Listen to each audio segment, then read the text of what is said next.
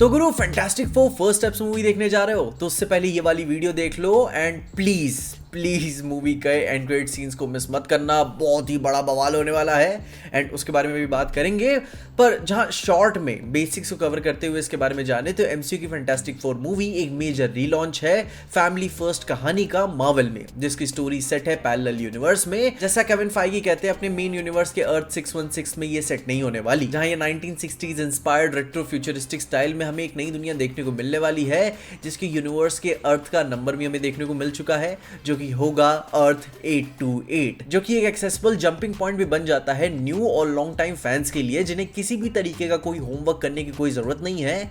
परंतु फिर भी एक ब्रॉडर कॉन्टेक्स्ट जानने के लिए हमेशा तो एक रूम रहता ही है, क्योंकि इनकी दुनिया का डूम जो होने वाला है, जिसमें अब ये भी बात समझना बहुत ही जरूरी है कि ये मूवी कोई ओरिजिन स्टोरी नहीं होने वाली। इसमें फैंटास्टिक फोर टीम के पास ऑलरेडी पावर्स हैं, वो ऑलरेडी शुरुआती स्ट्रगल्स को ओवरकम कर चुके हैं, विलन से लड़ते हैं, लोगों को बचाते हैं और इतने ज्यादा फेमस है कि रीड न्यू पावर्ड इंडिविजुअल्स को पढ़ाता भी है, ट्रेन भी करता है और अपनी ब्रांड वैल्यू से इतना ज्यादा भयंकर पैसा और पावर बना चुका है कि मतलब ऑलरेडी ही बहुत ही ज्यादा टॉप परफॉर्मिंग सबसे सक्सेसफुल सुपर हीरो टीम या फैमिली अपनी यूनिवर्स के ऑलरेडी हैं। जहां इसी के साथ हमें यह भी समझना जरूरी है कि इस मूवी से एमसीयू के फेज 6 को शुरू कर रहे हैं और फेज 4 और फेज 5 के मिक्स्ड रिएक्शन के बाद अब ये फेज 6 एक तरीके का रिजरेक्शन भी है मार्वल के लिए कि अब उनका इस कहानी के बाद से एक ग्रैंड रिटर्न होगा, जहां फेज 6 हमें 2025 से शुरू होकर 2027 तक देखने को मिलेगा, setting the tone for future Avenger events. जिसपे से इसकी सरफेस लेवल स्टोरी की बात करें तो कहानी रिवॉल्व अराउंड करती है रीड और सू की फैमिली डायनामिक्स पे, जहां अपने ह्यूमन टॉर्च और द थिंग भी हैं, जो कि उनकी भी कहानी काफी ज्यादा इंपैक्टफुल और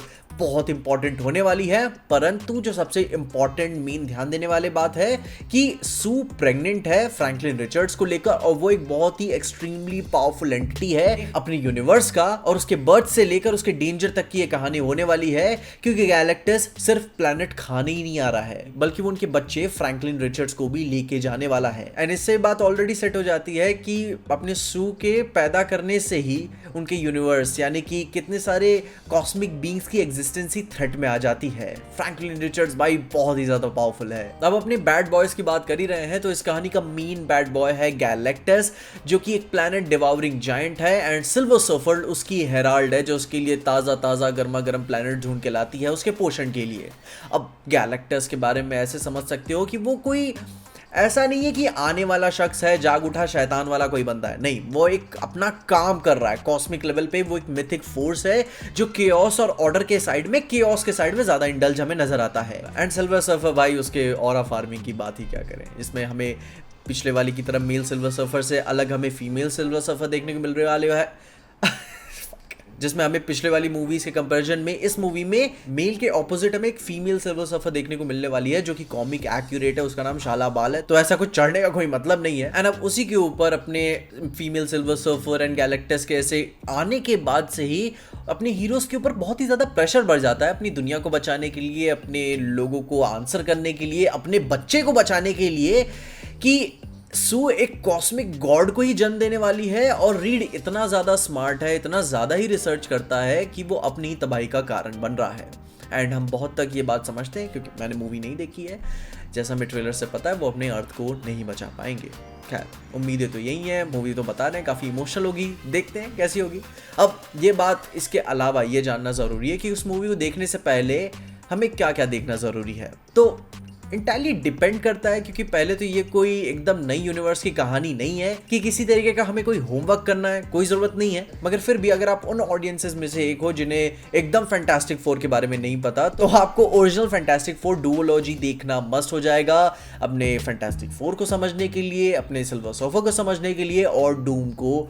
आउटलाइन के रूप में जानने के लिए। एटलीस्ट उसमें भी बहुत ही बैड ऐसी था। जहां अब अपने एमसीयू के कॉन्टेक्स्ट में अपने मेन फैंटास्टिक फोर के कुछ बिल्डअप्स अगर आपको देखने हैं तो doctor strange multiverse of madness देख सकते हो, स्पाइडरमैन नो वे होम कुछ यूनिवर्स खेल के देखना है तो वो देख सकते हो। उसके अलावा एक इंपॉर्टेंट मूवी आती है डेडपूल एंड वुल्वरीन, जहां पे जॉनी स्टॉर्म का कैमियो वॉइड में हमें देखने को मिलता है, और उसका एक्नॉलेज करना कि बाकी रीड्स को इस वॉइड और मल्टीवर्स के एग्जिस्टेंस के बारे में पता था, जो कि भविष्य में काउंसिल ऑफ रीड्स जैसे इवेंट्स को हिंट देता है है जो कि फ्यूचर में बहुत ही इंपॉर्टेंट होंगे। और उसके भी अलावा एक लेटेस्ट एग्जांपल आता है अपने थंडरबोल्ट्स मूवी या फिर हम कहें द न्यू एवेंजर्स मूवी, उसका पोस्ट क्रेडिट सीन जिसमें हमें फैंटास्टिक फोर के अपने फर्स्ट स्टेप्स मूवी का शिप देखने को मिलता है अपने अर्थ 616 में आने की तरफ देखते हुए, जो कि एक इंटरकनेक्टिविटी के डायरेक्ट हिंट्स देता है कि कॉस्मिक लेवल पे यूनिवर्स जंपिंग शुरू हो चुकी है। एंड अब अगर हीरोज आ सकते हैं दैट मीन्स कि अब विलन्स भी आ सकते हैं।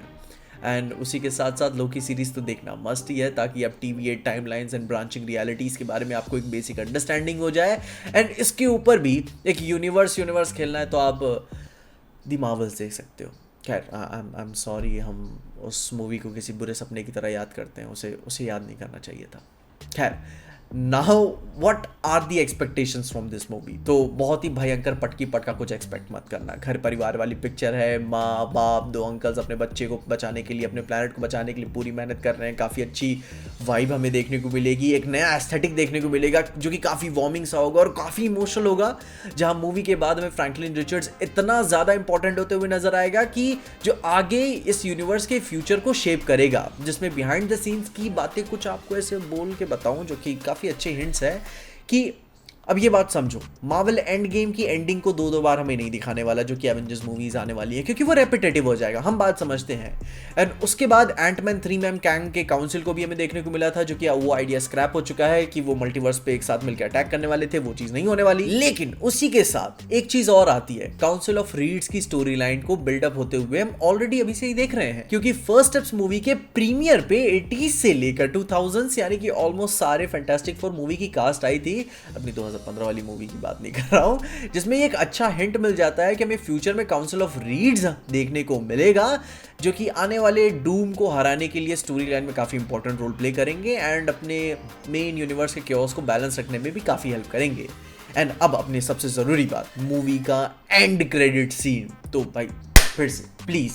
प्लीज मूवी के एंड तक बैठे रहना, क्योंकि फिल्म में 2 डिस्टिंक्ट एंड क्रेडिट सीक्वेंसेस होने वाले हैं जो कि प्रॉबेबली मैंने नहीं देखे हुए, मैं आपको बस बता रहा हूँ कि फ्रैंकलिन रिचर्ड्स की पावर्स को एक्टिवेट करते हुए दिखा सकते हैं, हमें लोकी देखने को मिल सकता है, हमें सीक्रेट वॉर्स की कहानी को प्रेशर देते हुए कहानी देखने को मिल सकती है कि सब डूम के ही एक्सपेक्ट कर रहे होंगे एंड सीक्रेट वॉर्स बिल्ड हो जाएगा। एंड उसी के आगे आने वाली कहानी के कैरेक्टर, सबसे important character Robert Downey junior का डॉक्टर डूम भी टीज करेंगे। और क्योंकि ये पूरा 1 साल बचने वाला है मार्वल के नेक्स्ट रिलीज मूवी को लेकर, तो ये पोस्ट क्रेडिट सीन बहुत ही इंपॉर्टेंट बन जाता है। और सबसे बड़ी बात, ये टीम हमें अब डायरेक्ट एवेंजर्स डूम्सडे में ही देखने को मिलने वाली है,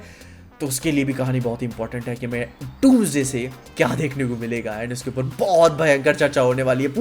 पूरा इंटरनेट पागल होगा, मैं बता रहा हूँ। जहाँ इसके बारे में अब ज़्यादा नहीं बोलूँगा क्योंकि अब हम स्पॉइलर टेरिटरी में चले जाएंगे। एंड बिना स्पॉयलर्स के अगर आपको फिल्म को एंजॉय करना है तो इंटरनेट से दूर ही रहना, जब तक आप फिल्म नहीं देख लेते, पूरी तरीके से एंजॉय नहीं कर लेते। एंड यस, इन्हीं बातों के साथ अगर आपको अपने ओपिनियंस भी शेयर करने हैं तो कमेंट्स में मैं आपका इंतज़ार कर रहा हूँ। और तब तक के लिए देखते रहना PJ Explained।